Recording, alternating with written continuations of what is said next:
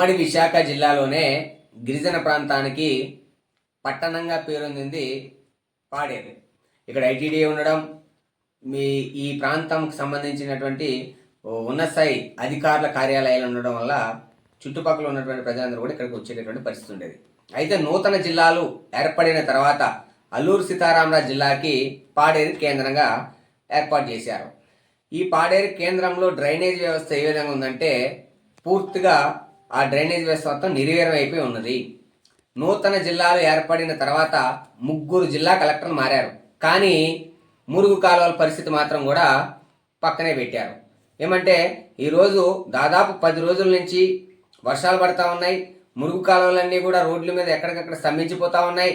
అలానే కొన్ని మైదాన ప్రాంతాలు అంటే కింద డౌన్లో ఉన్నటువంటి ఇళ్లల్లోకి ఈ డ్రైనేజ్ వాటర్ అంతా కూడా వెళ్ళిపోయి అక్కడ ఉన్నటువంటి ఆ ఇళ్లల్లో ప్రజలు ఇబ్బంది పడతా ఉన్నారు. మరి ఈ డ్రైనేజ్ వ్యవస్థ మీద పంచాయతీ అధికారులు ఏం చొరవ తీసుకొని ఈ డ్రైనేజ్ వ్యవస్థని క్లీన్ చేయాలని, డ్రైనేజ్ వ్యవస్థను మెరుగుపరచాలని చెప్పి చర్యలు తీసుకున్నారో అర్థం కాని పరిస్థితి ఉంది. ఇప్పుడు జిల్లా కేంద్రం అయింది, కలెక్టర్ కార్యాలయం ఉంది, ఐటీడీఏ ఉంది, జిల్లా స్థాయి ఉన్నతాధికారుల కార్యాలయాలు ఉన్నాయి.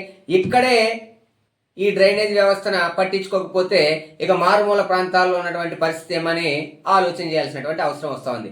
ఇప్పటికైనా ఏం లేదు, ఇప్పటికైనా అధికారులు, జిల్లా స్థాయి ఉన్నతాధికారులు ఆలోచన చేయండి. ఎక్కడికెక్కడ డ్రైనేజ్ ఎక్కడ స్ట్రక్ అయిపోతూ ఉంటే ఈ వర్షాకాలంలో ఎక్కువగా దోమ కాటులకి విషపూరితమైనటువంటి జ్వరాలు, డెంగ్యూ, మలేరియా, టైఫాయిడ్ ఇలాంటి జ్వరాల బారిన పడి వాళ్ళు అనారోగ్య బారిన పడేటటువంటి పరిస్థితుంది. అనారోగ్యం బారిన పడి హాస్పిటల్కి పోతే అక్కడ మందులు ఉండవు, మెడిసిన్ ఉండదు, ట్రీట్మెంట్ ఉండదు, కిందకి రిఫర్ చేస్తారు కేజీహెచ్. ఈ ఉత్తరాంధ్ర 3 జిల్లాలకి పాపం కేజీహెచ్ ఒకటే అందుబాటులో ఉంది. ఇక్కడి నుంచి అక్కడికి వెళ్ళడం, అక్కడ ప్రాణాలు పోవడం, మళ్ళీ శవాన్ని ఏజెన్సీకి తెచ్చుకునే పరిస్థితి ఇక్కడ కనబడతా ఉంది. కాబట్టి పాడేరు హాస్పిటల్లో కూడా సరైనటువంటి వైద్యం అందుబాటులో లేదు. ఇక్కడ ఉన్నటువంటి డ్రైనేజ్ వ్యవస్థను మెరుగుపరిచి విషపూరితమైన జ్వరాలు ప్రజలకి, పాడేరు స్థానిక ప్రజలకి రాకుండా ఉండేటటువంటి చర్యలు పంచాయతీ అధికారులు తీసుకోలేనటువంటి పరిస్థితి ఉంది. కాబట్టి ఇప్పటికైనా మేము జిల్లా స్థాయి ఉన్నతాధికారులకు అడుగుతా ఉన్నాం, ఏమంటే ఈ వర్షాల బారిన పడిన తర్వాతే ఈ సమస్యలు పెద్ద ఎత్తున బయటపడతాయి.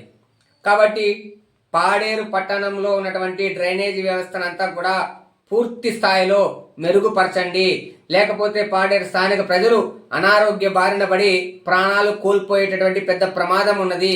కాబట్టి దీని మీద చర్యలు తీసుకోవాలని చెప్పి మేము సిపిఐ పార్టీ, భారత కమ్యూనిస్టు పార్టీ సిపిఐగా డిమాండ్ చేస్తా ఉన్నాం.